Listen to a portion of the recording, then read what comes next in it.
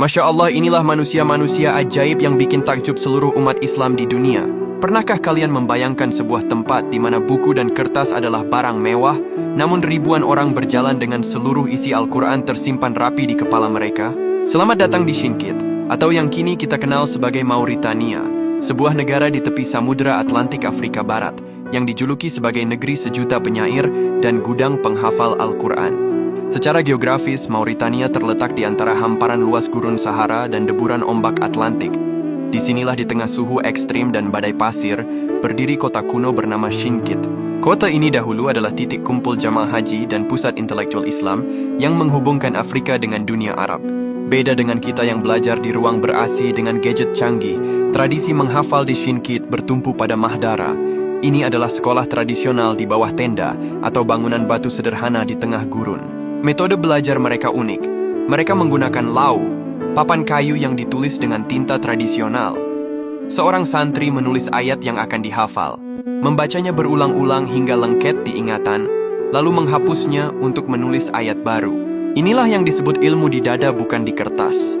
Mereka tidak hanya menghafal ayat, tapi juga menguasai tata bahasa Arab baik nahwu syorof dan hukum Islam melalui ribuan bait syair.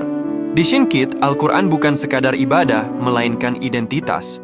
Seseorang belum dianggap dewasa atau terhormat secara sosial jika belum menyelesaikan hafalan Al-Quran. Bagi penduduk Syinkit, membiarkan seorang anak tumbuh tanpa Al-Quran di dadanya dianggap sebagai kegagalan orang tua. Ada rasa malu yang mendalam jika seorang pemuda dari keluarga terpandang tidak mampu memimpin sholat atau tidak hafal teks-teks dasar agama. Al-Quran adalah strata sosial tertinggi mereka. Sejak usia 5 tahun, anak-anak sudah akrab dengan papan kayu. Orang tua di sana lebih bangga anaknya hafal satu kitab kuning karangan ulama daripada memiliki harta melimpah. Tujuannya satu, yaitu menjaga kemurnian ajaran Islam. Mereka percaya bahwa selama Al-Quran hidup di kepala manusia, maka cahaya kebenaran takkan pernah padam, meski buku-buku di dunia ini dibakar habis. Jika kalian melihat kondisi kehidupan mereka, mungkin kalian akan terenyuh. Mauritania bukan negara kaya.